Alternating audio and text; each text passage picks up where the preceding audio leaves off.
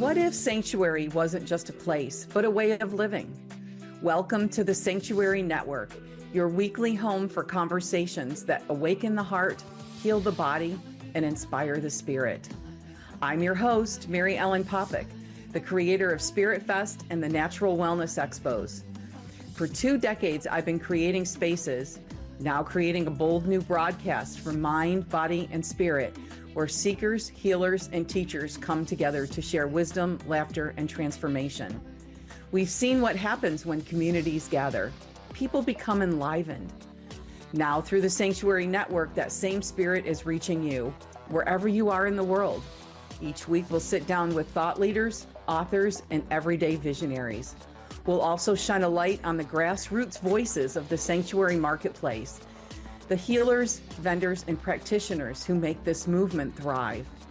This isn't just another show, it's your sanctuary, a space to pause, reflect, and reconnect with what matters most. So, take a deep breath, open your heart, and join me. Together, let's step into the sanctuary. Welcome, everyone, and thank you for joining us.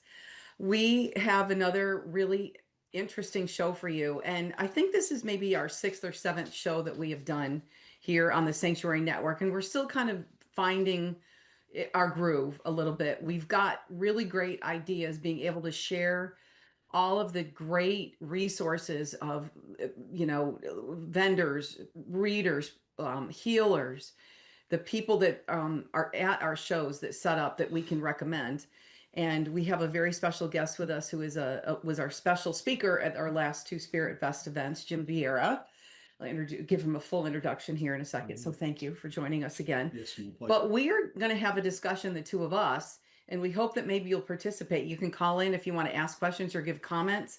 When we put up the photo for tonight's show, I got several messages from people that I know that said, I had a family member in a cult, or I had some experience there. And I thought that was exactly why I wanted to do this show. And I will admit I had one myself. And the way that you come into this now is not how it used to be. So before we kind of just jump into everything, I would like to give the number 800-930-281 if anybody would like to call in or have a comment later on. Our producer will definitely take your calls. You can speak to Jim or I. And so without further ado, let me tell you about Mr. Jim Vieira. He's an author, stonemason, world explorer, historical detective, and host of the History Channel shows Search for the Lost Giants and Roanoke, Search for the Lost Colony. He's also appeared on Expedition Unknown with Josh Gates, Legends of the Lost with Megan Fox, and many other really well-known shows, including Ancient Aliens. So many of you may have seen him on Ancient Aliens as well. But what most people don't know, and which I'm also trying to help Jim share this with the world, he is a really great spiritual teacher. He has a lot of knowledge. He's a lifelong student in the Course in Miracles and well-versed in the readings of Edgar Cayce. He's spoken at the ARE, at their Ancient Mysteries conferences 6 times. So with his experience weaving into spirituality and all of the research that he has done, including on sociology, we are able to notice a lot of things. And again, we opened the sanctuary, I think in 2005, but I've really been a student of metaphysics since about 97. And again, you just learn a lot of things, you see a lot of things and experience it.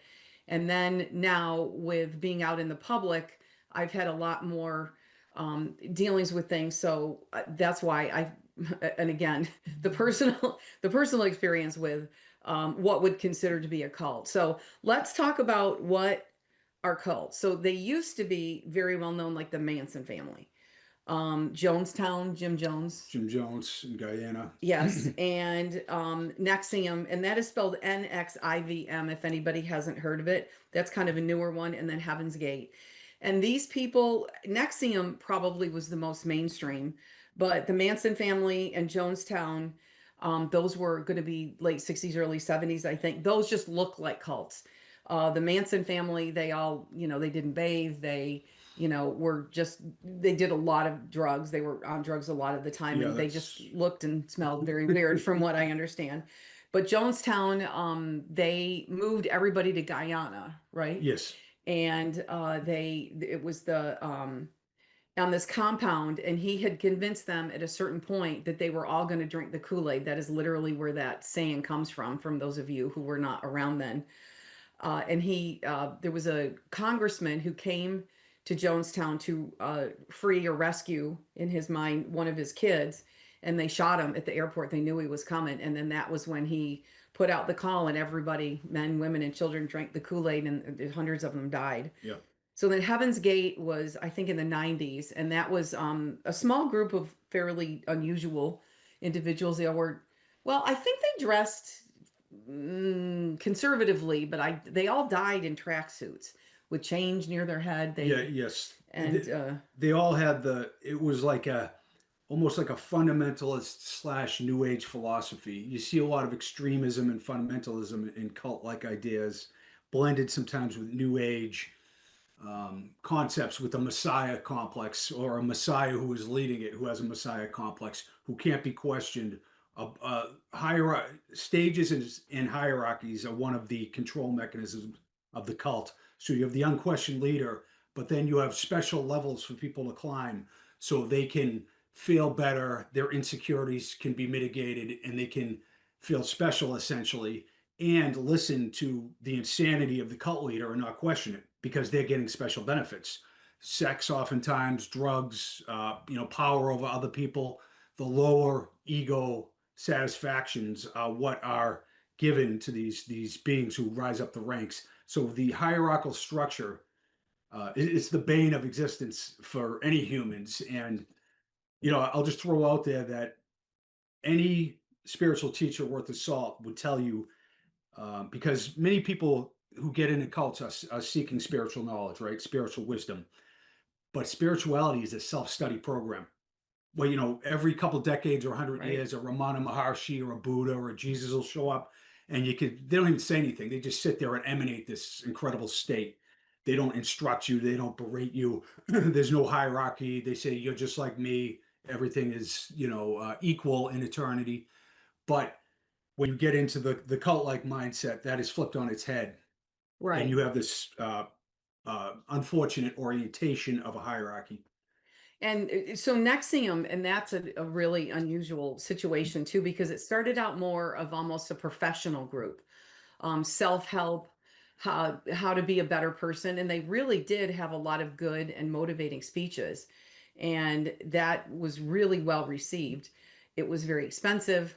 That would be something else I think to look at, is if their information is that special that it's going to cost you tens and tens of thousands of dollars to be able to get the information.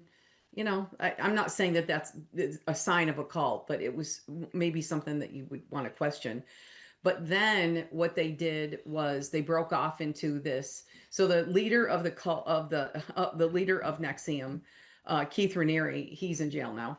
He Everybody looked up to him because he was the creator of all this. Even though he trained teachers and different teachers taught the thing, they all looked up to him as this, amazing man.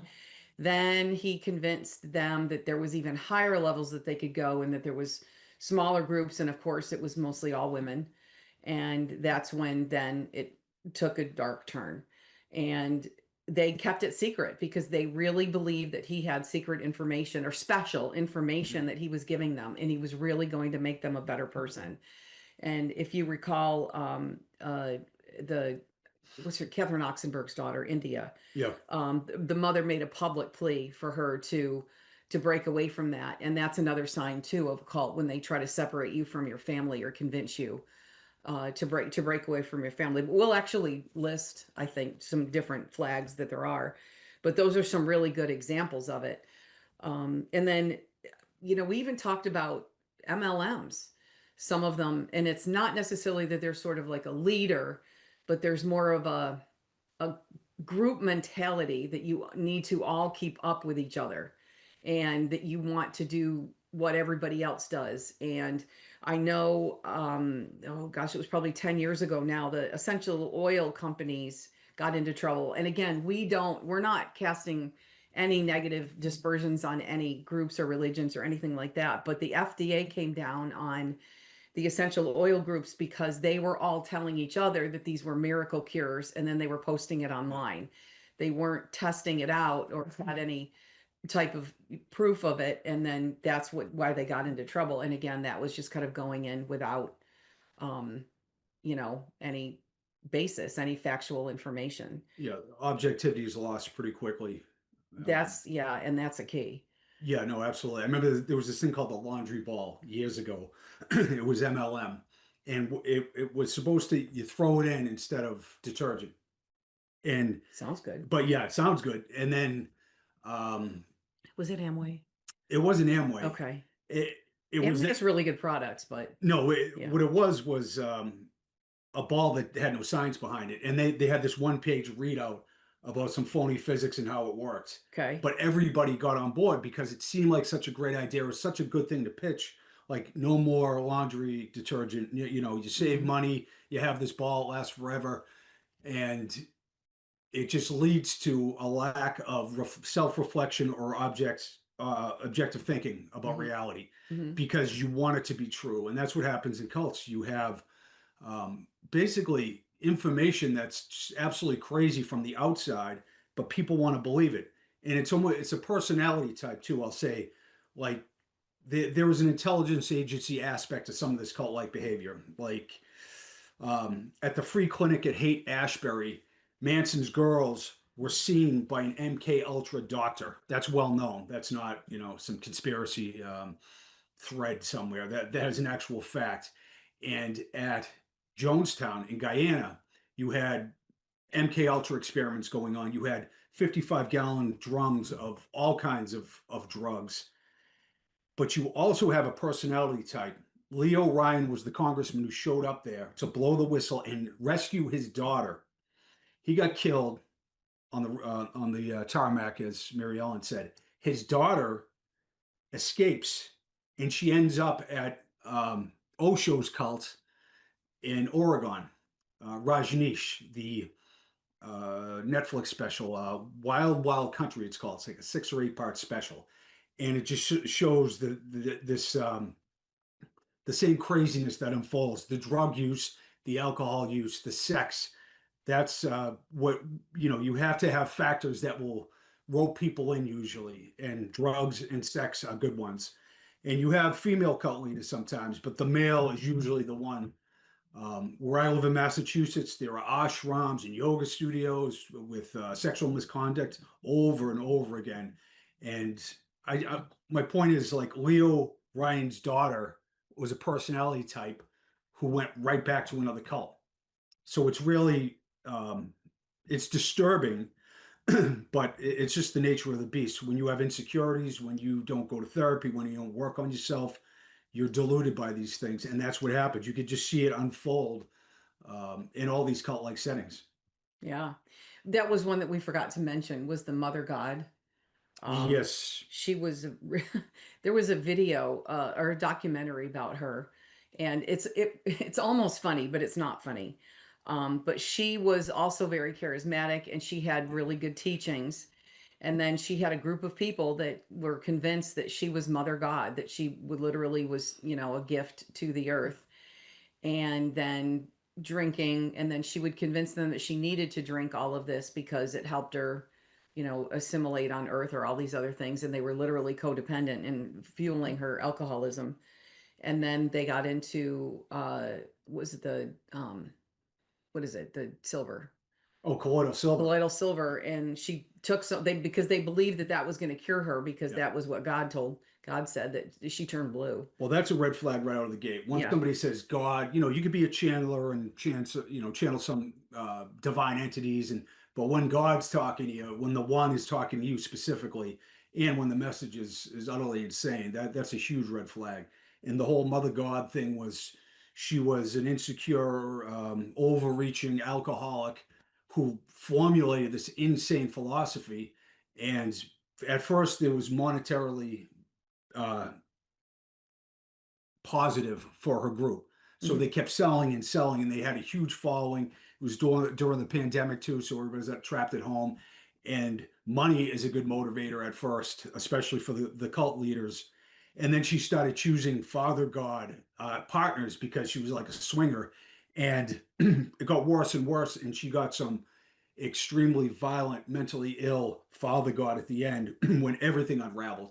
But you see these people, and if you look at their history of speeches and talks, and you just see the path they go down, and it's tough to step out of it when you're. This isn't to criticize people in there, but when you're caught in that, you shake your head after, and you're like, I can't believe I stuck around for so long, or I Yeah. let them do that to me. But that's part of the process. It's just a very troublesome dynamic.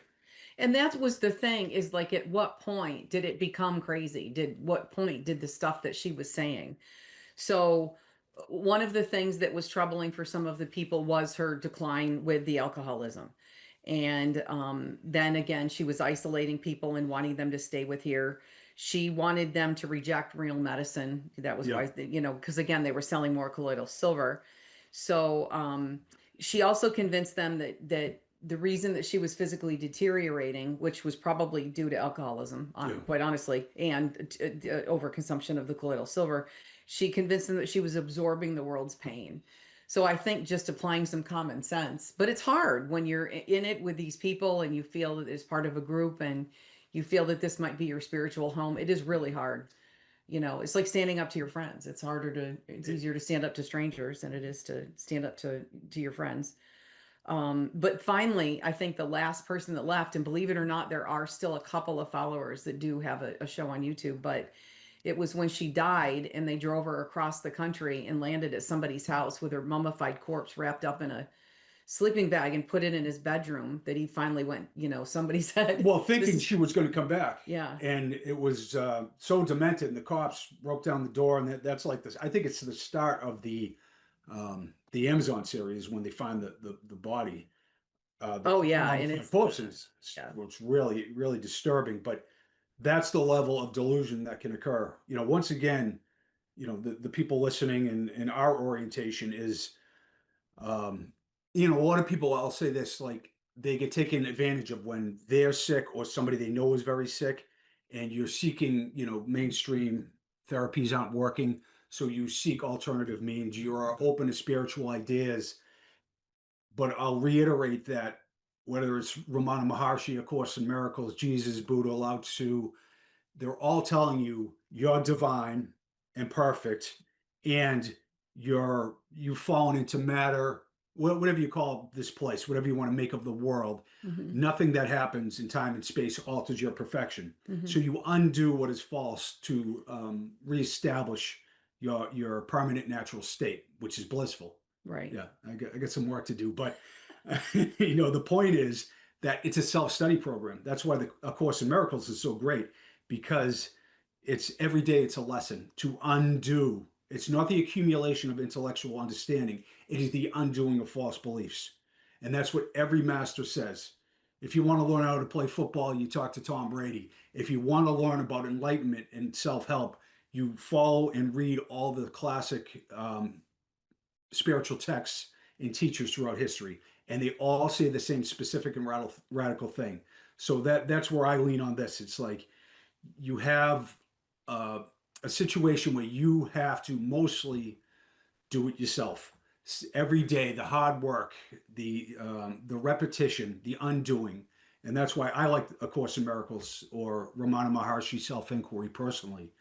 One of the things that's interesting is the terms used in A Course in Miracles are very relevant to this discussion: projection, specialness, Hmm. the idea of like, oh, I'm here and Mary Ellen's over there. Oh, I love Mary Ellen, but I can't stand the guy down the street. Special love, special hate fuels the separation instead of perfect love for all, which isn't easy. But when you see it as it's one emanation from the field of the one outside of time and space, what you see in another that you don't like is basically an unhealed aspect, but you project on the other, you judge the other because it feels good. You get a hit out of it, and you get that terrible feeling away from you.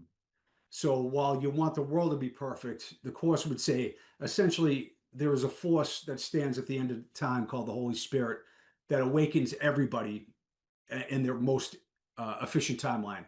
So in fact, if you want to save the world, become enlightened, heal yourself, do it first, though, because the unhealed healer is being driven by the ego, and the cult leaders are the unhealed healers, or just the lunatics that are preying on people's desperation. But nobody intends to join a cult. Nobody says, "Oh, I really want some good spirituality. I'll just go join a cult." It starts out with something so ambiguous, and channelers. We like listening to channelers, and there are some really good ones out there, and then there are some other ones that could really lead you astray, and you really don't know what level Yeah. that they're channeling. Or, they could be really channeling some, I won't even say dark, but definitely some lower density channeling, and then you kind of pay attention to that for a while, and then it kind of goes south.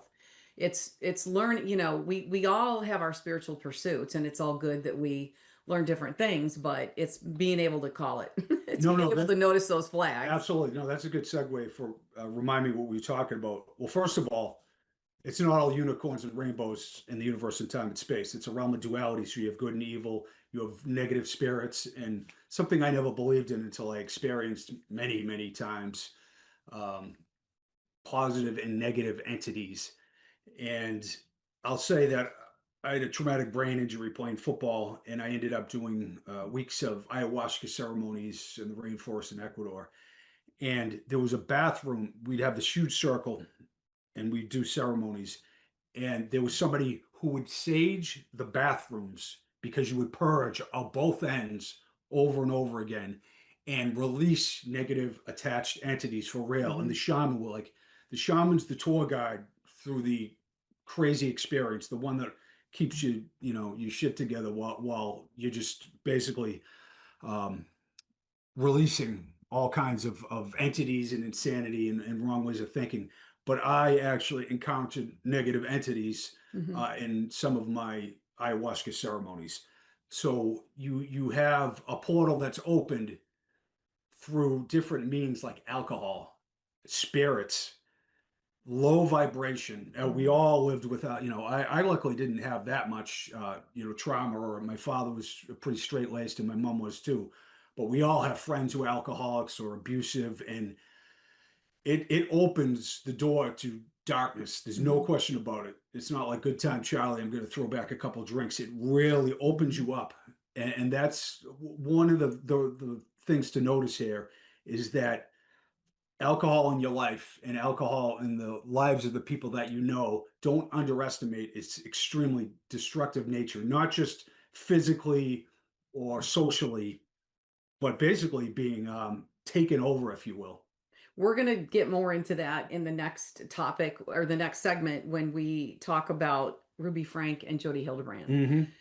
That was crazy. And that was some of the stuff that we've been researching, and we realized that there's a lot that even we didn't know, and how much of a cult that actually was. So thank you for joining us. Come back in after the break, and we'll get more back into it. Thank you, everybody.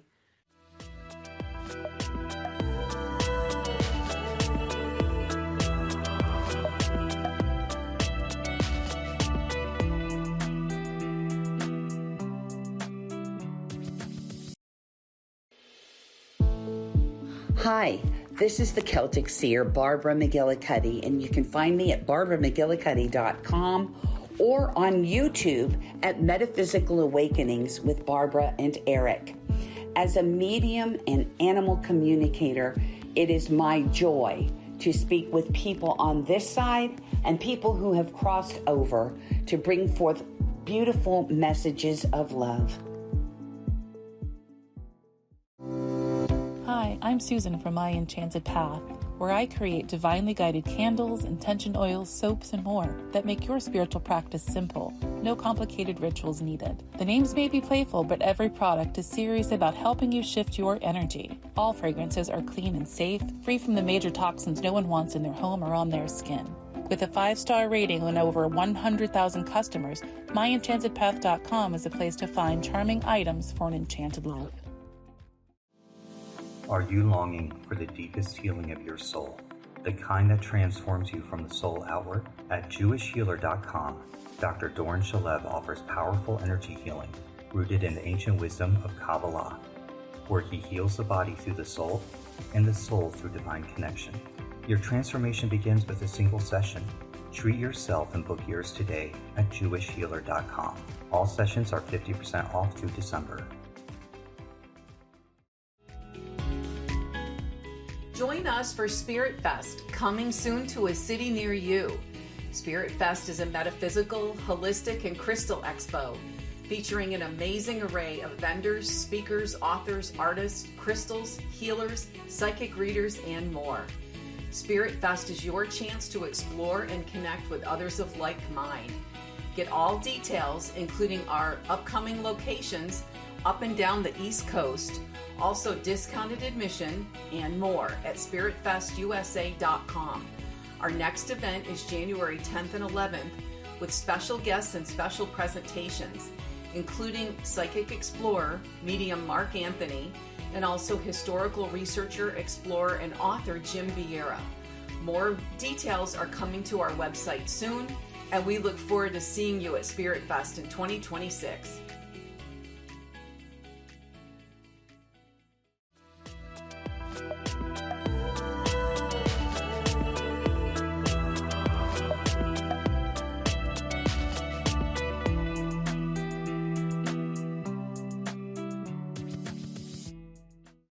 Everyone, welcome back. We're having a really interesting discussion about cults. And there's so many different levels to what a cult is and how people would get mixed up with one, because nobody decides that they're going to just go join a cult that is not in anyone's best interest. It just kind of happens. And we were talking about some of the ways, that you can accidentally get in there. And then we're going to talk about flags that you might be able to notice. And I'm here with my special guest, Jim Vieira. You can find Jim on Facebook. Those of you who are watching us on Facebook, he's tagged in all of our posts too. He has a website, jimvieira.com, that's not currently there right now, but it will be soon. It's a new one. It's getting It was really good. I don't know what happened to it. They took it down to fix it, but it was really good before. So, but Jim is just coming out with a new book, Footprints of the Gods, which is about polydactylism, beings with 6 fingers or 6 toes. That's really interesting. So we're looking forward to that coming out really soon. So in preparation for this show, we were really doing a lot of research about Ruby Frank and Jody Hildebrandt. And I know that, and again, I want to be very clear, we are not at all, talking down about any religion, but a lot of cultish or criminal behavior does seem to center around the Mormons, but I want to stress that it is the fundamentalist Mormons.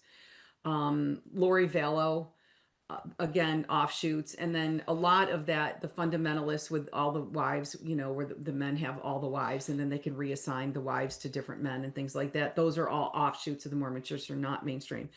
But Jody Hildebrandt was endorsed by the mainstream Mormon Church because she seemed like that she was a mental health therapist and she was espousing Mormon fundamentals that, their tenets, I guess. But she was really, really, really hardcore. And despite many complaints about some of the things that she was doing, and one of the big ones was that she was separating men. She was kicking them out of the house, telling them that they needed to leave with zero contact with the wife and the children's and things like that. And things really went south from there. But a lot of kids, and she was also really big about telling them that she didn't believe them. She thought that that was like her trademark, that I don't believe you. I know you're not telling the truth. And again, the church really condoned it for a long time. She finally lost her license for revealing client information, and then she changed her title to a health coach, and then kind of got around that, unfortunately. So what happened with Ruby Frank, who was a huge YouTube star? I think she had like 1 million followers. So yeah. She had quite a lot. I think they had 6 kids, and very conservative parenting techniques.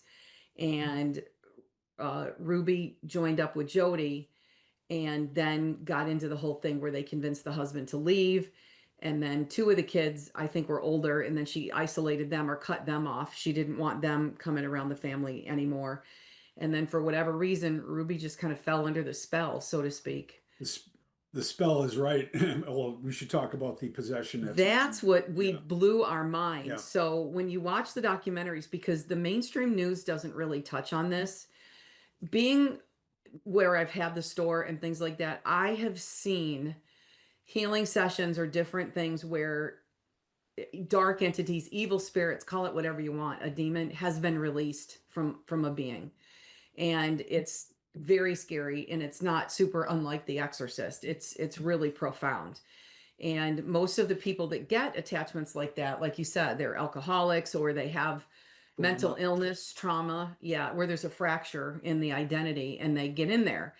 And their goal is simply to just make you not progress as a human. They want to just stall your spiritual So, uh, progress. unfortunately, it's like archonic, it's like Gnostic philosophy. They feed off your misery essentially because they don't have a divine spark.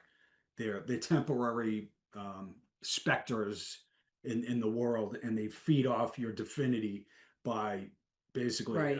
yeah, keeping you off balance. It's rather insidious. But in retrospect, watching the documentary, you'd think that that would have been a red flag. She's living in their house. She's moved in. She's convinced them to move into the house. The husband's still there at the time, and he's giving her blessings to release the spirit.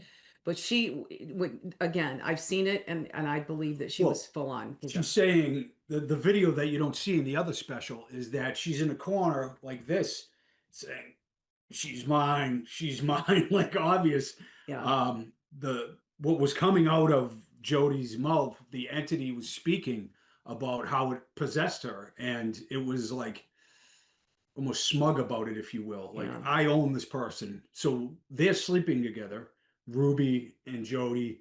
To the The documentary, the yeah. husband gets thrown out, gets separated. And one of the things you could see, she uses shame against all her clients or all her victims. Shame, shame, shame over and over again. And then they project that onto the children. Hmm. And that's what was most disturbing because the one of the children, a young boy who was super super emaciated and had like duct tape and cayenne pepper around the wrists and ankles, shows up at a neighbor's house just like a Hmm. zombie, and that kicks off the whole. The cops come in, and wow, it's just Yeah. so striking. The The similarity to Lori Vallow. So Lori Vallow and Chad Daybell had gotten married, and they believed that each other were gods, that they had found, that they were special chosen ones, and again, going to lead the 144,000 into the next thing. But they believed that they had the ability to spot demons. So then they convinced each other that her ex-husband, his wife, and her kids were all demons, and that they needed to, well, they got rid of them is what they did. That's why she's in jail. It's why they're both in jail. Yeah. And again, just being able to murder your own children because you think that you're doing the Lord's work is really kind of a special type of. Well, yes, well, special type of dementia. But one thing is, as the Buddha would say, is question everything. Question my teachings, he would say. Take nothing for granted. Excuse me. Be objective about everything, and that is the problem with organized religion.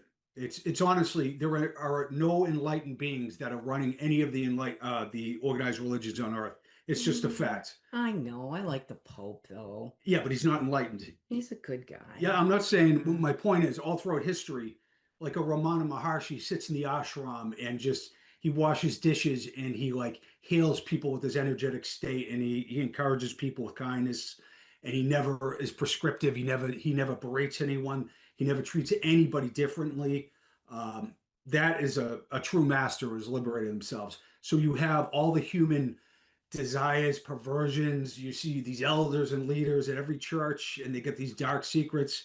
I'm a recovering Catholic. My brother and I were altar boys in Boston, and we had one of the most notorious sex offenders as our pastor, and we used to give him a ride home from church.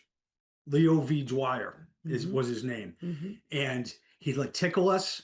We didn't get molested. My mind got molested, but my mother would turn around. She had like an eagle's eye. This Hmm. guy was demented. He was Whitey Bulger, the gangster in Southie's personal priest. Mm. Then he moved to Hull. So, anyways, his sermons were fire and brimstone, and they were insanity. But we couldn't do anything at the time. Like if you watch the movie Spotlight, Mm. the cult of the Catholic Church at the time is true. They basically found the whole thing out and ran it like a child sex ring. And We're not saying the Catholic yeah, Church no, is a cult. no. We're not saying that. Yes, I'm saying that. Sorry about that.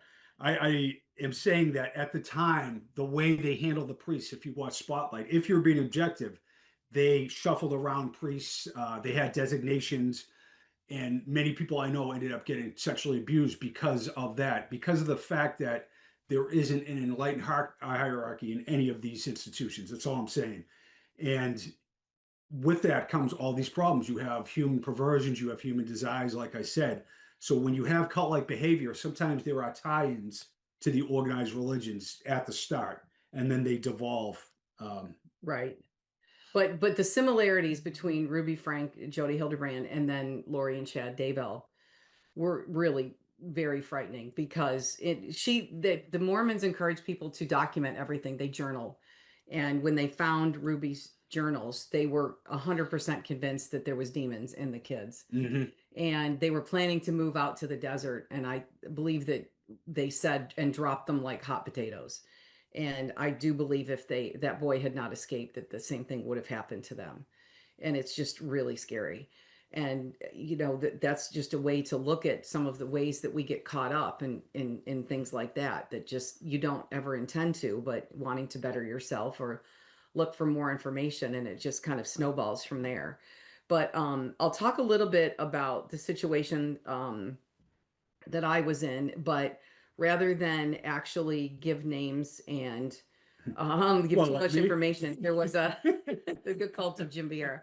Um, there is something that people can look up online. It's Carol Hubbard versus the J Message Group, and it was around 2018, I think. And when I was in the group, it was a reincarnation study group that I was in, with some really great people. And it was based on the work of Dr. Walter Simcoe, that he could identify people that were reincarnation of people that had lived around the revolutionary time, celebrities, politicians. And it was a really good book, Return of the Revolutionaries. And Dr. Simke unfortunately passed away a few years ago, but did really groundbreaking work. And he is on the internet as well. So at the conferences, there was a gentleman who would channel, and he was channeling Jesus, but the information that was coming out was so compelling. And in retrospect, what happened then, everybody was so taken by this and believing that this was secret special information that we could only get there. It was like everybody turned their attention away from Dr. Simcoe and the work he was doing, and now all of a sudden focusing on these channelings, and it just kind of took off from there. And then within weeks, I want to say, information came out, and then they ousted Dr. Simcoe. Now, all of a sudden, because he was starting to say, hey, wait a minute, we might want to slow down a little bit and rethink this, then all of a sudden he was the bad guy. And they isolated him, they kind of turned him out. And then there was just other crazy things that were going on, that I would talk to my friends and I said, this is kind of a flag. This is kind of getting a little weird. And then again, the second that you challenge them or you point out that this is kind of crazy, then all of a sudden then they'll say all kinds of things about you and then basically oust you as well. But with Ms. Hubbard and her group, they were speaking publicly about her, that they were claiming in a past life, and this is all in public records, that she was a harlot basically in other lives, and that was carrying over into this life, and then just saying really unkind and untrue things about her. So she sued them for defamation, for invasion of privacy, emotional infliction of emotional distress. And then they came back and said, well, they're a religion and they can do whatever they want.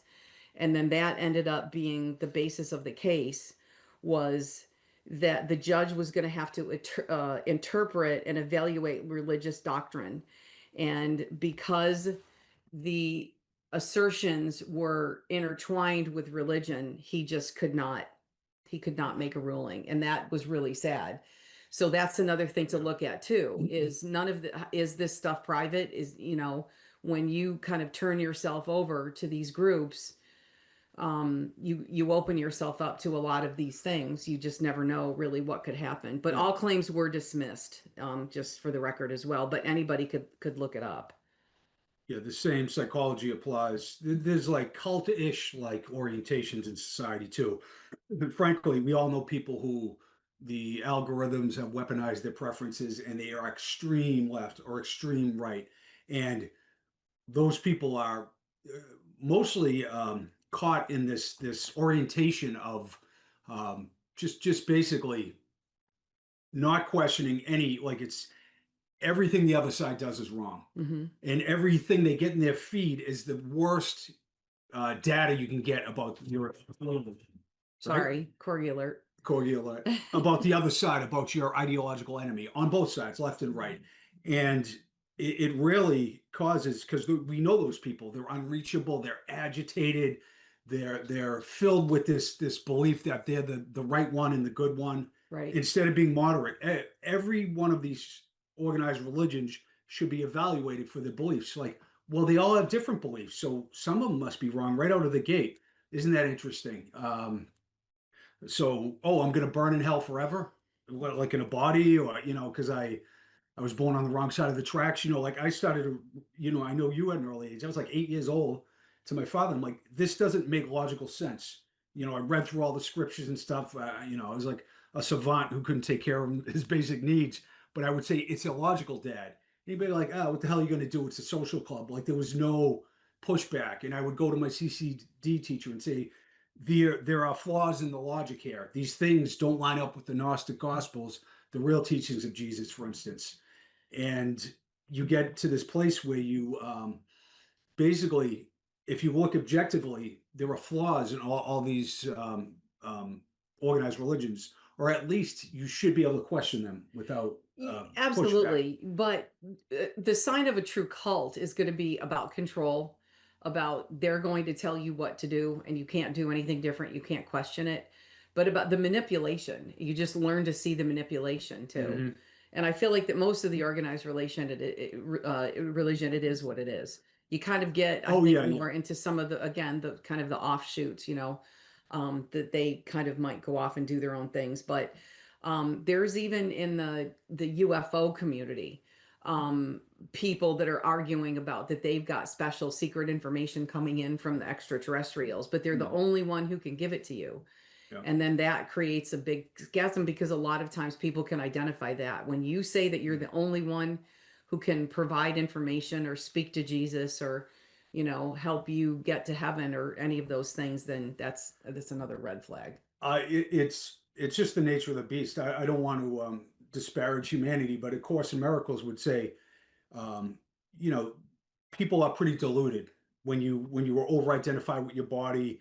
You um, you have a thought system that stands as a bulwark against truth, if you will. Hmm. You can have some pretty bizarre thoughts, and you can project and try to attain specialness and project your judgment on others. My point is like the organized religions set the stage or plant the seed of a hierarchical structure that feeds um, much more fundamental aspects and factions. And just like you said in the UFO community, it's like it starts somewhere Hmm. with the specialness, with wow, this channel has all the answers, and Right. then it's kind of everybody's desire to belong and everything. It just takes over. But And it's yeah, not a cult, but people want so much to believe that disclosure is coming, the yeah, ETs are coming, and by the way, it may just happen. We're not saying that that yeah, might yeah, not no, happen yeah. either. That But that it's very year well, after year after year. It's but we may very well be at the precipice, but we want to believe so much that that is going to happen that a yeah, lot of times people will just listen to anybody, mm, and then sometimes that takes us down. I'll use Corey Good as an example. He was on Gaia TV and he had people convinced that he had been in the secret space space program. program, and he had all of this information and was giving all of this stuff out. And it turned out that he was really unbalanced. And they don't even show episodes of his show anymore because he ended up just turning on them because they wouldn't give him the accolades that he felt like that he deserved. He got deposed and admitted, everything. He made up everything essentially, Yeah. and then backtracked and said he had to do. It's like lots of Yeah. red flags. And I don't even know the dude. I don't even want to take a run at anyone. I'm just saying that Yeah. in the alternative world and the spiritual community and the alternative health community, there's not a lot of peer review. So you Yeah. really got to be discerning Right. because people want to believe. I find this a lot. I could be more of a BS artist. I could make up more stories. I A could lot of get people more do. clicks. They just Yeah, research their stuff on YouTube and then paraphrase it and into a book. it's much easier or it's much more compelling to cook up conspiracies and tell these Uh-huh. stories of, oh, I went to the lost city and the government arrested me or whatever. And Hmm. that's the thing, you need to be objective about everything essentially. And with social media, it's Rudolf Steiner-esque. It's like a war for your soul. And it's good just to be non-reactive to the world, to sit in silence and choose your sources wisely. Even though I may believe some controversial subjects, I like to, I debunk hoaxes. Hmm. I'm objective, I like to think, and it's a good way to be. It really calms everything down and sees, you can see with clear vision. We always look for things that make us feel like that we've got some validation, that when if we believe this, it was validated by X and such. Hmm. And I will go back to the J message group that we were talking about that is publicly listed. That how I compared it to is if I came to you and I said, "Hey, I know your friend from 20 years ago, and he told me to tell you this." And that rang true. And then you're going to believe that everything else that they say is true. So that's what these channeled entities are doing basically, is they're giving you enough information from the past or channeled information, because all personalities and all beings still are always going to exist in the grid. All of that information Yeah. is never going to go away, and that they can easily access that. That doesn't mean that then the newer information that they're giving you is right at all. There was a saying once I heard, just because they're dead doesn't mean they're smart. Yeah. Yeah. That they can talk to you from the other side doesn't at all mean that they are. But that's Absolutely. why it's not clear. It's really hard to get a good read Yes. on that, a little bit of validation. So the more validation you could get, and just like the ET things, the people that have been to Mars and can prove it, and these things, can they really? I don't know. I mean, I Yeah. don't know, but Well, um I think personally, the more work you do on yourself, the more therapy, the more self-reflection, the more non-reactivity and honesty, you can see with clear vision, mhm. and you don't get roped in. Your insecurities aren't like they used to be, because you can get um, when the mind is weak, you could want to overprove your case. You might want to seek revenge. You have, oh, I'm in this community and they're my enemy over Yeah. there. And that's Honestly, where we get into the MLMs, the multi-level yeah, marketing things too. That theirs is the best product. There's nothing better than it, and they're just going to fuel everybody and want to do like everybody else does. totally. Maybe not best for your business, but do like what everybody else does. And I was an MLM once, and it's like addictive. It's just like, you've all seen, like, you've all got cornered by people who are selling the MLM pitch. They're out of their minds. They, they need to be hit with a blow dart with Depakote because it just That's not true. it. Young Living essential oils, Oh the no, I'm not saying Bavarian, all of them. I'm they're, saying well, specify, please. the well, I was an MLM. I guess I'm I'm going to talking. issue a mute button. I'm talking about myself. No, because you get all wound up and you're trying to draw people in, but it's not an objective evaluation of the situation, is what And I'm again, saying. there's really good people in it, but then there are people that are looking for the money, or may actually even believe some of the stuff that they were told, and they're just repeating it. And then again, it's about accountability and things like that. Hmm. So I'm trying to think of some of the other, like some of the clothing ones. Again, people will invest all the money that they have because they're convinced that this is going to be the greatest thing, because someone's told them that they're going to be able to make a hundred Yeah. thousand dollars a year or something like I that. guess what we're trying to say, it's all of this is part of like one big psychology. Whether it's like I'm deep into a cult Yeah. or I'm weaponized by my Facebook feed or my Twitter feed, because it's differing levels of misery and unacceptable energetic states for all of us. And I feel myself like, if I get pulled in like on Twitter, it's my feed, but then they have For You, which is all politics and all this stuff, and I visually get like sick from it, like if Hmm. especially in the morning. and it's a real sign that it's just not a healthy behavior. It's begging, the algorithm is begging for me to judge or condemn, Mhm. um, and that's just not a natural state. So when we speak of these psychological ideas, you could be Carl Jung or Course in Miracles. It's all the same. It's projection. The unhealed nature of whoever is being used against them in some form of fashion in all these iterations that we're talking about. In the cult, usually there's a lot of desperation and trauma, um, out of position orientation. As I spoke about, Leo Ryan's daughter at Jonestown ends up in the Mhm. Rajneesh cult right after that in Oregon. Doesn't get deprogrammed, doesn't go to therapy, immediately tries to find um, another way and get sucked right back in, Mhm. which is unfortunate.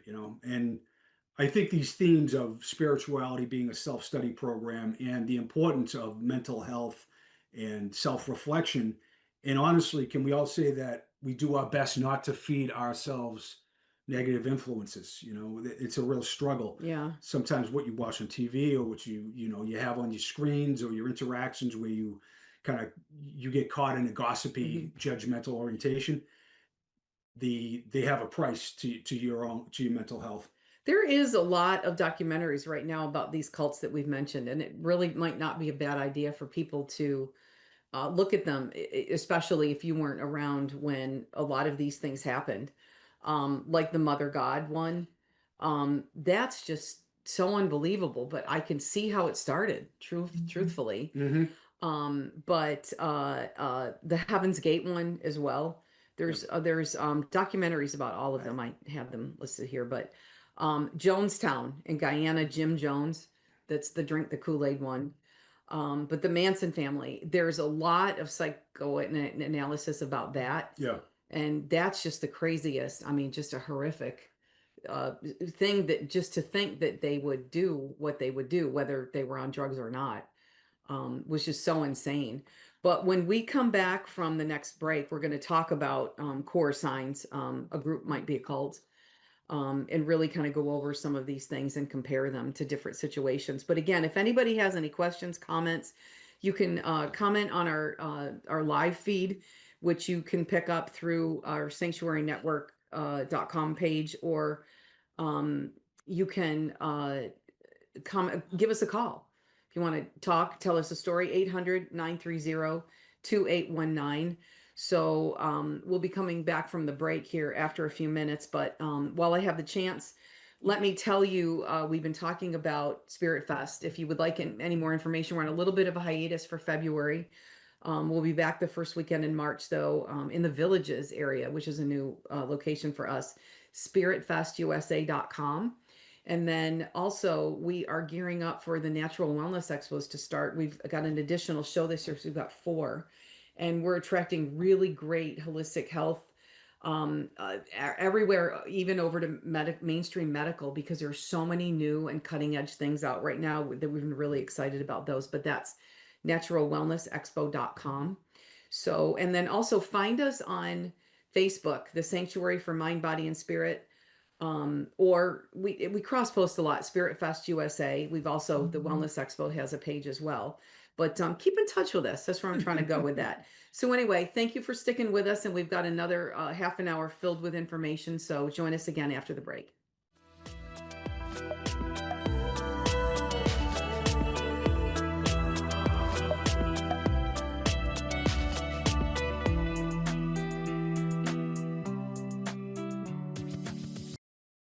Hi, I'm Susan from My Enchanted Path, where I create divinely guided candles, intention oils, soaps, and more that make spiritual practice simple, no complicated rituals.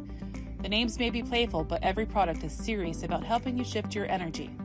All fragrances are clean and safe, free from major toxins no one wants in their home or on their skin. With a 5-star rating and over 100,000 customers, MyEnchantedPath.com is a trusted source for charming items for an enchanted life.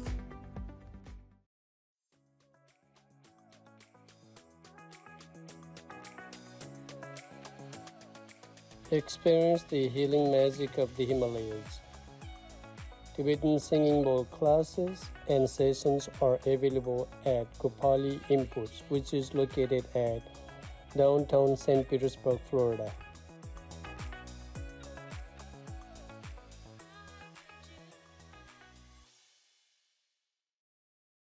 Florida has a great new option for healthy living. Our Natural Health Expos were a hit last year, so 2026 brings more events around Florida. This special event offers health and wellness opportunities for people and pets. High-quality experts in well-being, healing, anti-aging, and natural living. Plus, you'll find speakers, demonstrations, and much more. All details, lists of locations, and discounted admission can be found at naturalwellnessexpo.com.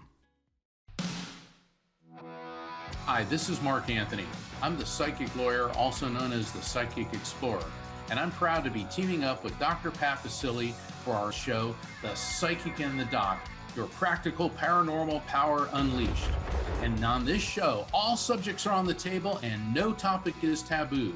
Tune in, and better yet, call in Thursdays at 7 p.m. Eastern, 4 p.m. Pacific on TransformationTalkRadio.com.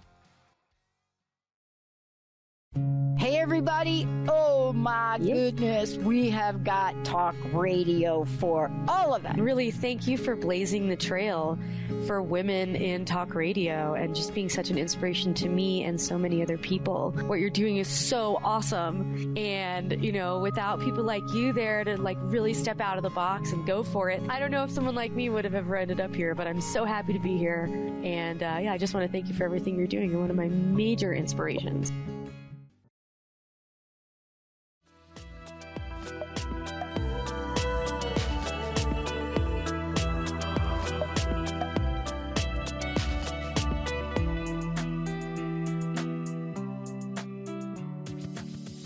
Everyone, welcome back. We're having a really interesting chat this evening about cults, old cults, new cults, the different types of cults. And here with my special guest, Jim Vieira, historical explorer and also spiritual teacher. Aspiring cult leader. So for the last half hour, we're going to talk about core signs a group is a cult. And then we're going to follow up with a summary of the things that we've gone over. But one of the, so these are the things, if you're involved with a group and one or two or three of these things might hit, you might want to just think. And I know it's really hard when you're in the middle of it because you think, no, I would never have gotten involved with a group that's more or less a cult. But one is authoritarian leadership, where the leader is treated as infallible and divinely guided, and questioning leadership is framed as betrayal. And the leader is exempt from rules imposed on others. So I can see a difference there with the Pope. And, but again, a lot of these smaller groups, and I'm trying to even think of any that aren't religious, where that might have been. Nexium. Yeah, no, there is not all religions are cults and not all cults are religions. Yeah. Another one is absolute truth claims. The group claims exclusive access to truth, salvation, enlightenment, and that other belief systems are dismissed as ignorant, evil, or dangerous. And that's those are some key words there, because that kind of inspires some kind of unsafe behavior. Sure. When they're convinced that other people are evil or dangerous.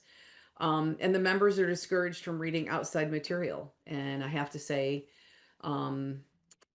there are some religions that do that. I got to say, the more radical orientation you have in anything in religion, that's where these come out. It's like, not like, oh, we're all got one, we're all following the path to God or whatever. It's like they are the enemy of this religion. They are the enemy of God. That kind of stuff happens with radicalism, across the board. So it's not the religion is the problem. It's the extremism. Even in society, atheists are extreme sometimes, and intolerant and unloving towards others who don't share their ideas. So it's not about anything other than an extreme mindset, a radical mindset. I like reading opposing views. Yeah, I enjoy it. It might strengthen my beliefs, or it might open the door. And it absolutely, and I'll just speak for my own, I'm alternative researcher. So there's a group that support me and they pull for me or they believe my ideas, but you fight against it. And it's like, I'm going to meet with the professional. I'm going to speak at the university. I'm going to objectively reevaluate, which what I thought was true. And I found new evidence that it isn't true. That Mhm. kind of, it's tough to push through that because there's a lot of ego and resistance there. Right. And then that's the next thing. Another flag that a group might be a cult is suppression of doubt and critical thinking, where they frame when you ask a question, they tell you it's your ego or that you're of a low vibration or you have a lack of faith. I literally can see this. I just literally can see this. The members are taught to distrust their own reasoning, but doubters are shamed or publicly corrected. And that's what we talked about, Yep. shame, using shame as a tool, which would be in the Jody Hildebrand. That would be a perfect example of how that was. And that's just so sad because people went to her trusting them, with their mental health and shared their secrets with them. And then that's what she did. Yeah. But sometimes she was accusing them of things that they hadn't even confessed or admitted to. She was telling them that they were doing this and And she that they was were hiding it from her. projecting her own sexual dysfunction and everything. Yes. The projection was amazing on kids, and it was so striking. Yeah. And being possessed by dark entities, Hmm. projection is the number one tool, would say the Course in Miracles. Yeah. And that's when we are in our worst self, our lowest self, is when we project and judge another. If there's only one reality, to condemn another, to judge another, is like drinking poison and waiting for someone else to die, the Buddhists would say. So it's not judge not lest ye be judged. It means that there's only one holographic reality. So you're judging yourself and you secretly feel awful for your judgments anyways. The another one is the us versus them mentality, that the world is divided into the awakened and the asleep. And that was another thing that drove me crazy that she said there's truth and there's distortion. And I remember one time somebody that was of a conservative church said to me, well, there's only one truth. And that is something that I have really come to learn over the years and years of spiritual study that I've done, is that there's many different shades of truth or variations of truth. I feel like something, and tell me how you feel, might actually be true and untrue at the same time. Yeah, well, what drives you crazy is what Jody Hildebrand was saying. She was like, that's distortion. Or truth. There's no middle ground. Yeah, it's this just completely insane, illogical reiteration over and over again about this is the truth, and there's no, she doesn't even attempt to answer it. Mhm. It's like unreachable, infuriating, and that's what you get. But you're getting beaten down. You're not getting given a logical argument that you can believe in and move forward. Your shame, your guilt is being used against you by Right. a psychotic projector. So that's the dynamic that's going on with somebody like Jody Hildebrand. Right. And as a semi sane person or persons watching it, you're like horrified. You're like, Right. that's so infuriating.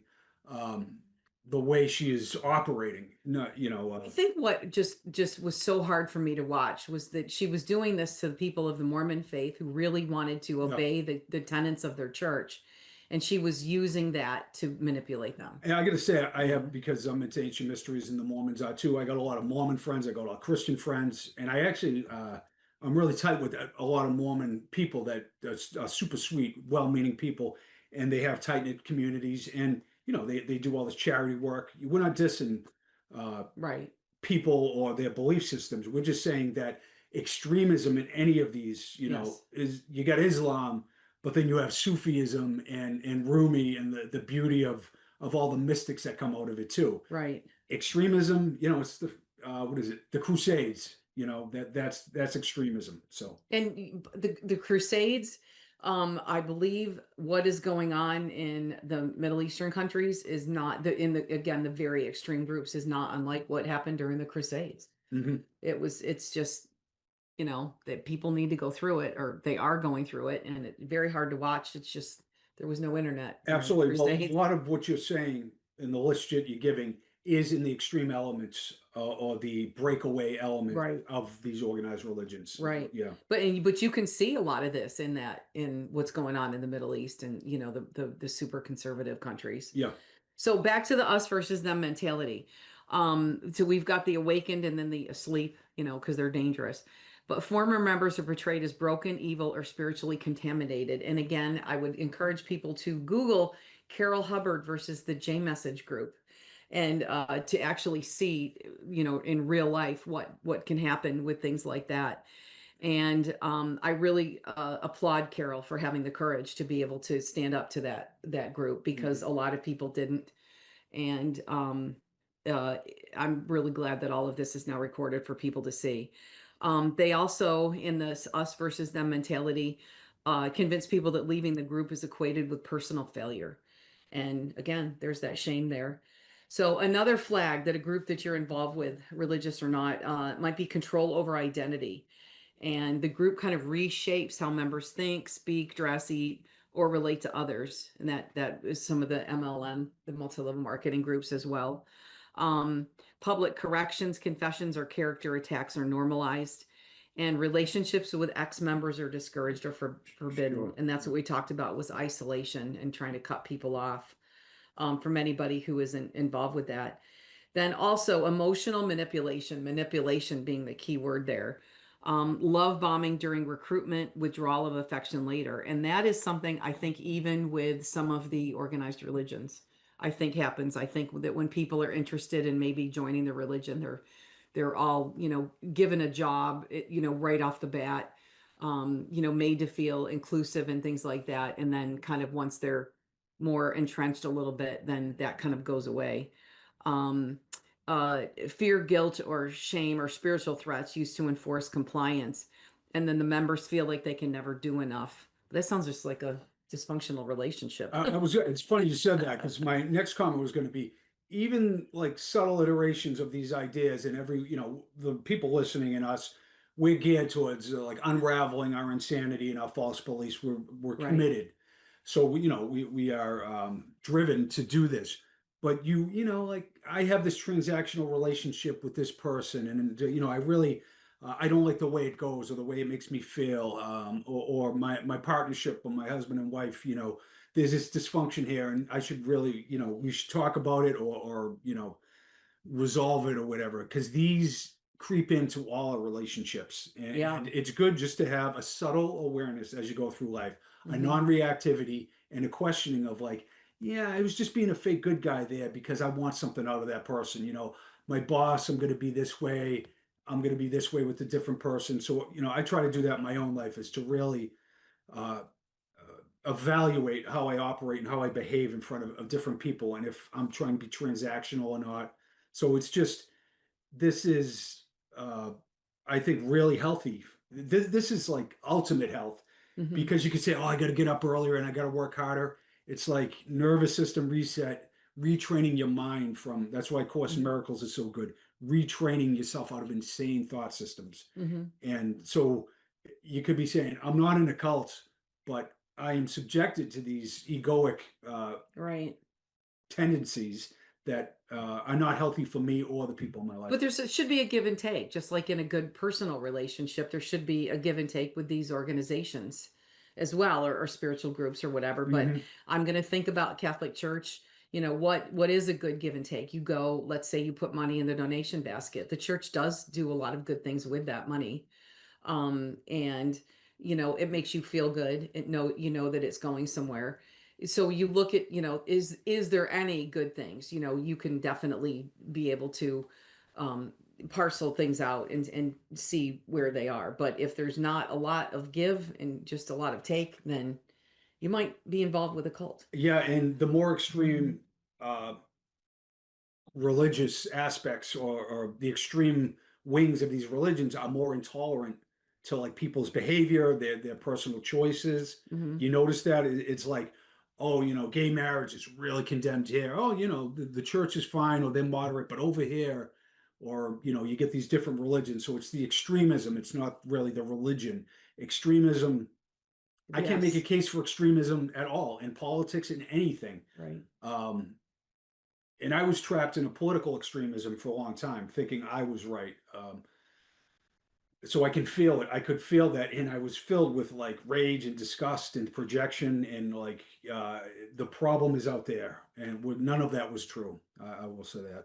And then you ask yourself, do you want to be right or happy? That's a Course in Miracles. Yeah. Yeah. Another sign that you might be involved with the cult is exploitation. And this could be money, labor, time, or sex. So there might be pressure to donate your money or all of your money, buy courses, attend costly events, or work unpaid. Yeah. There's a lot of groups I think that do that. And for an example, with Spirit Fest, which is a spiritual event where you would go and again can partake in many different things. We always make sure that there is value. And if our goal was to separate you from your money, things do not go well. We are not successful.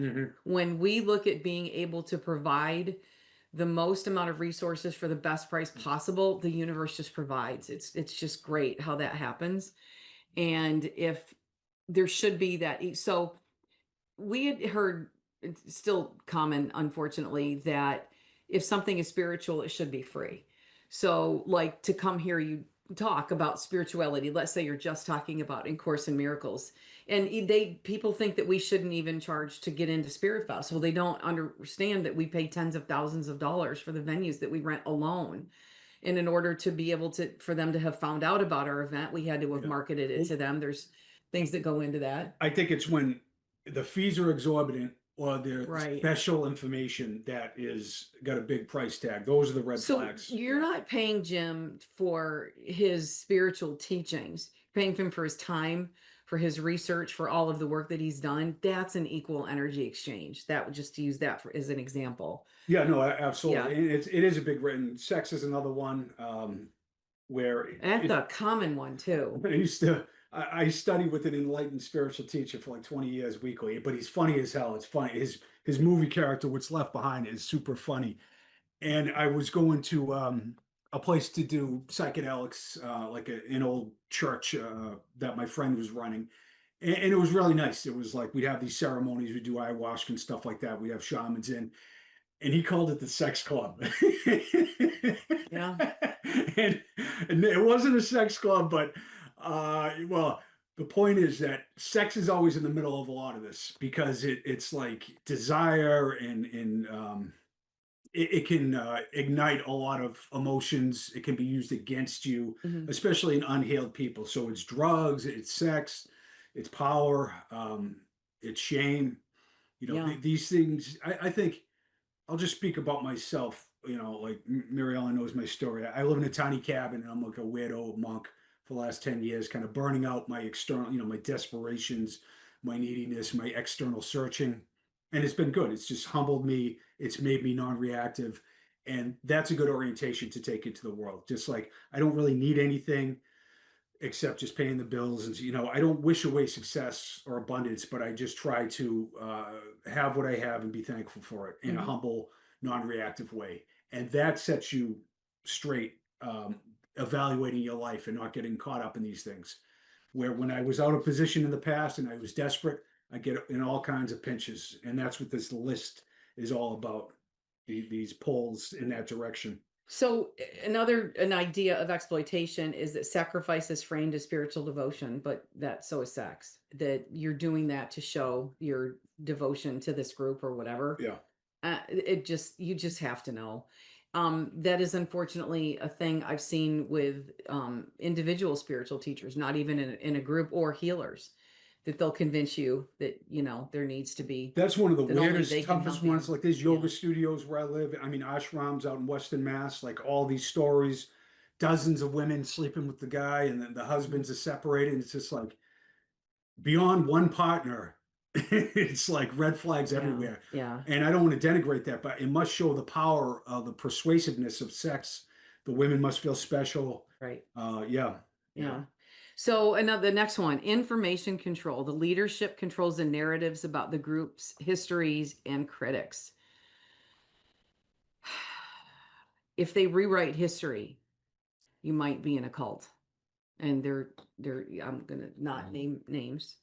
Members are told not to trust outside sources, media, or ex-members. Critical information is labeled as attacks or lies. And I think that that's a common manipulation thing. I don't think that that's even necessarily just a sign of a cult, but it's how you're being manipulated. And what's that saying? If you smelt it, you dealt it. Often the people that are convincing you that somebody else is lying are probably the ones doing the lying. So just a thought.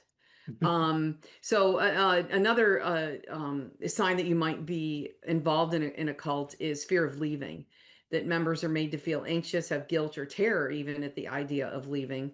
The threat of spiritual consequences, that you're never going to amount to ever anything after this, or that God has removed his favor from you. I've heard that before.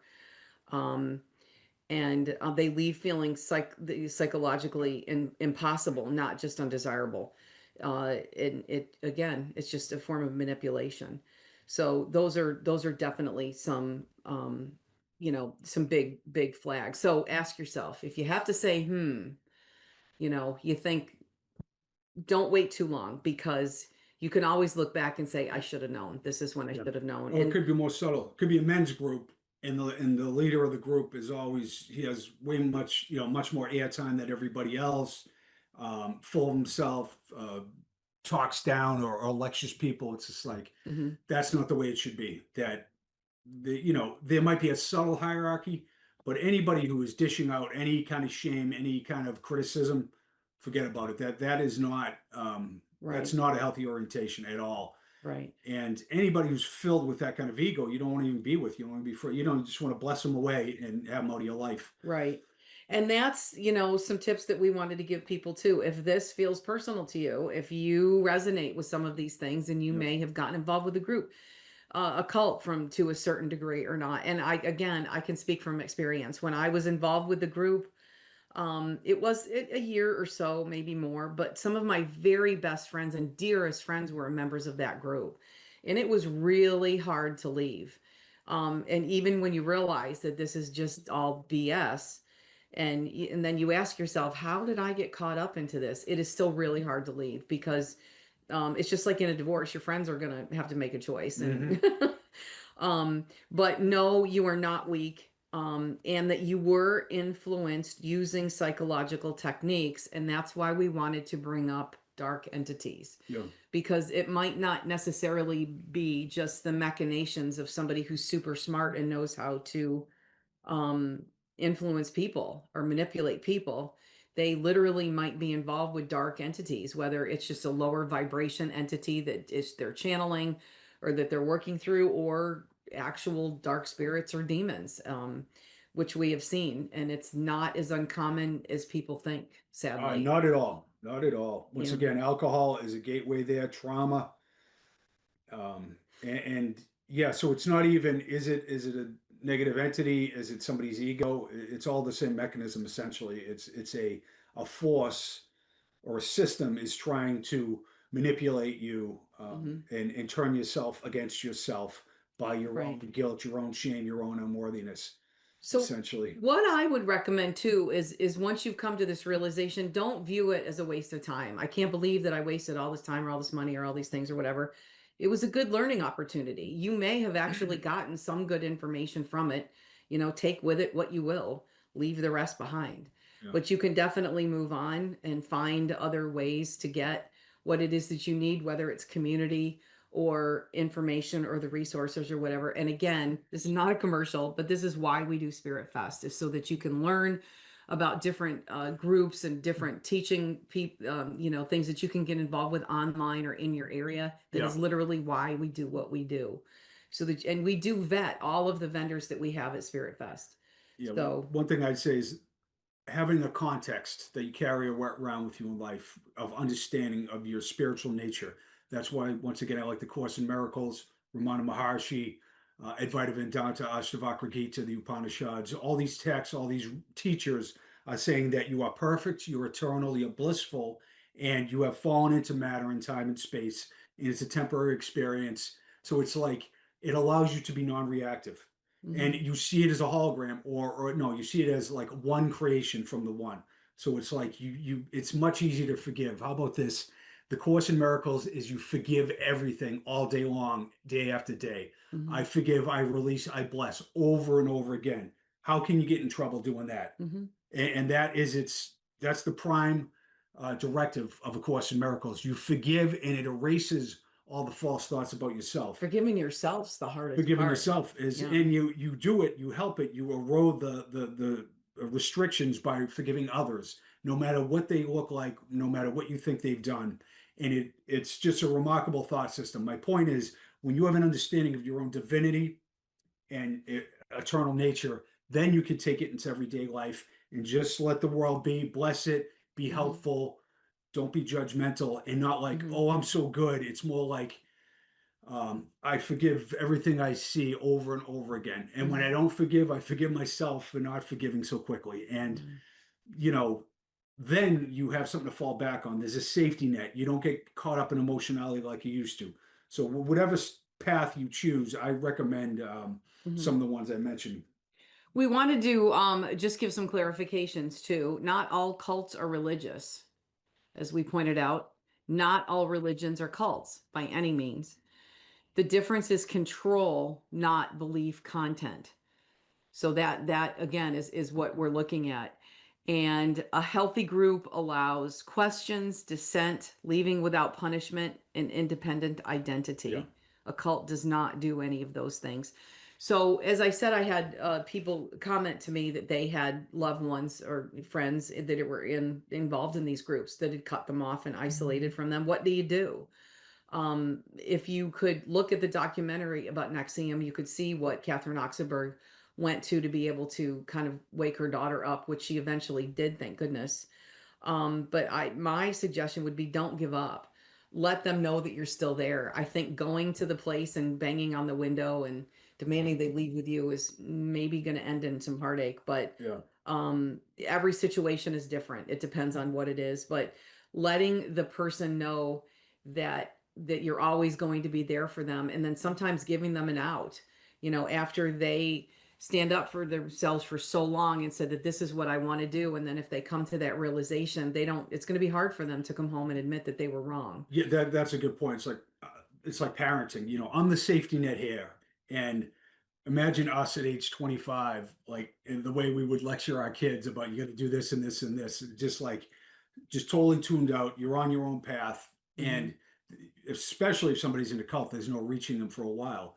But it's like the lack of condemnation, the I am a loving, supporting force in your life, and then it's just like that's becoming more and more appealing as this lunatic is going more and more off the rails as I feel worse and worse about myself. Mm-hmm. The energy that you can share with someone, it's like that energy is attracting my right mind. That peace and comfort and sanity will override that in most cases eventually. But like Mary Ellen said, the condemnation that I told you so, that they have to be deprogrammed, but not in an intellectual way. Like let the therapist take care of that. Right. It's more like just sharing an energetic state that is comforting and non-judgmental is most important Mm-hmm. for anybody, for any relationship. Yeah. Quite honestly, Yeah. Good point. I'm very Yeah. smart. Yeah. The cult of Jim. Well, I'm going to say I got one disciple, my teddy bear, so I'm not doing too good on the cult. Somebody told me I was in a cult. I was a cult leader actually online. Yeah, but Seriously? yeah, For I think it was because I went into. Some people don't like when I talk metaphysics. When I do ancient mysteries stuff, yeah. it's ancient mysteries is a gateway drug to metaphysics for a lot of people and spirituality. Yeah. So I get in, on podcasts and stuff, I get into it, but Yeah. that rubs people the wrong way sometimes. Let's just find a way to get along, for heaven's sake. Right? Let's find what we have in common, and I think, and again, a lot of these ancient mystery shows, there's the pointing out information. Sometimes you'll gravitate towards this stuff, sometimes you won't, but it's really good to explore. When we know where we came from, we're going to know where we're going. Oh, we got 2 minutes. We got to go. Thank you, everybody, for staying with us. This has been a lot of fun. We've really enjoyed presenting this information. I hope that you would give this link to people who might need to hear it, and share this information with them. So Jim Vieira, I'm going to spell his last name Vieira, and you can find him on Facebook and look for his newest book, Footprints of the Gods, coming out soon. Look for me on spiritfestusa.com on Facebook, Instagram, and our website. And then same with the sanctuarynetwork.com. We'll have all of the different links to our different places where you can find us. So look for us every Wednesday at 8 o'clock here on the Transformation Network. And we really appreciate you being with us. So thank you, everybody. See you next week. Thank you for spending this time with me here on the Sanctuary Network. Tune in every Wednesday at 5 p.m. Pacific, 8 p.m. Eastern on the Transformation Network as we gather to share stories, wisdom, and practices that remind us of something essential. Sanctuary isn't just a place you go, it's a space you create in your heart, your home, and your daily life. I hope today's conversation sparked something in you, a sense of belonging, a new idea, or simply a reminder that you are not alone on this journey. If this touched you, please share it with someone who could use a little light. Together we can grow this circle of sanctuary and inspire a ripple of healing around the world. And don't forget, the journey continues at spiritfestusa.com, thesanctuarynetwork.com, and naturalwellnessexpo.com. And of course, every week right here on Transformation Network. Until next time, may you be well, may you be inspired, and may you live fully in sanctuary.